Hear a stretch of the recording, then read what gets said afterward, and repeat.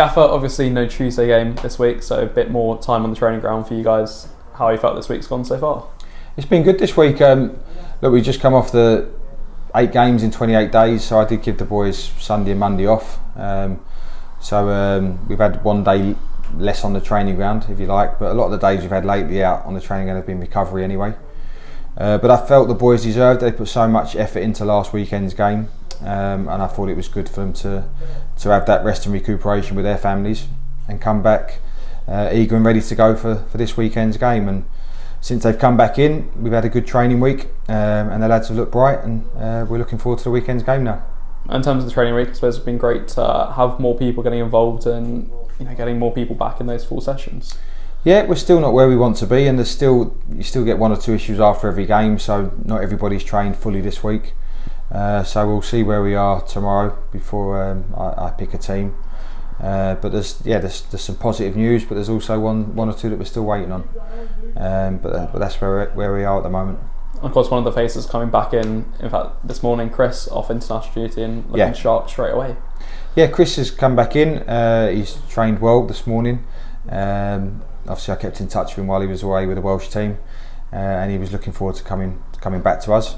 So he'll be available for selection. Emil Aqua is looking positive as well, so he's trained this morning. So as long as we have no reaction from him, then hopefully he'll be available for selection too. So that's where we're at. So there's some positive news on that front, and there'll be some more selection headaches for me. And like you say, it was a really busy start to the season with 8 games in that 28 days. So how important was it for you to, I suppose, physically and mentally give them that Monday just to have that time to themselves?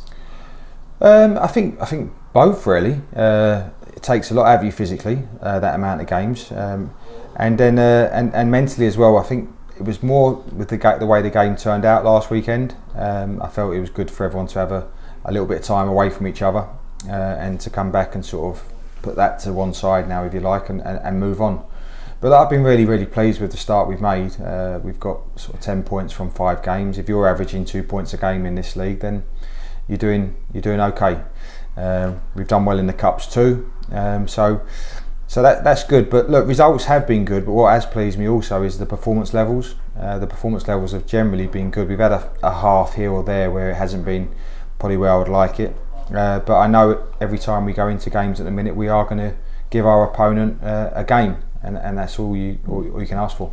And speaking of last weekend's game, when you come back in this week, can you analyse much of that, or is it a really difficult game to break down? No, I always look at what I can do better first, and I think I watched the game back, and I spoke to the players about it. So I don't think we played as well as we can do when it was 11v11. We still had the better chances. But we didn't play as well as we can do.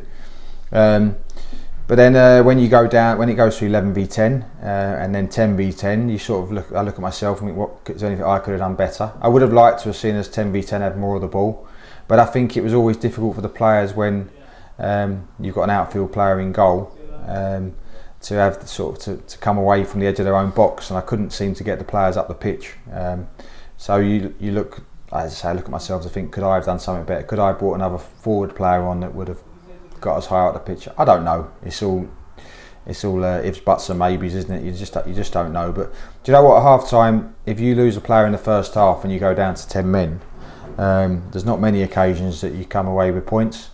And we lost our goalkeeper, didn't have a sub goalkeeper on the bench, and we've still come away with a point. And we were only 30 seconds away from having all 3. So we still perform really, really well, and the boys can take a lot of positives from that.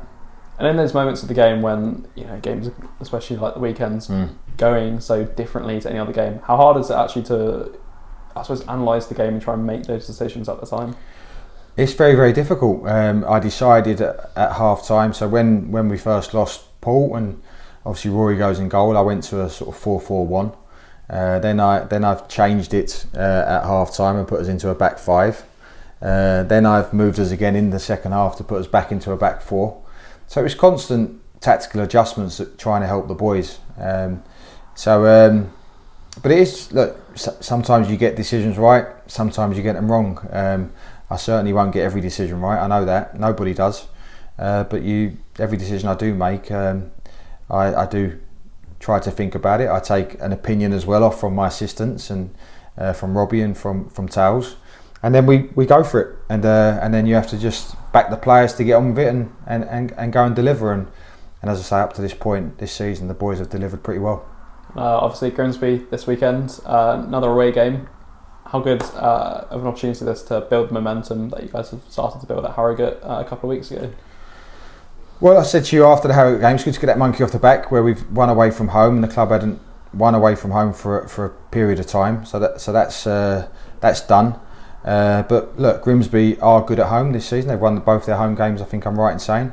So it's going to be a difficult game. You know, when you go to Grimsby, there's always a good atmosphere and the fans get right behind them, and we're going to have to try and silence them.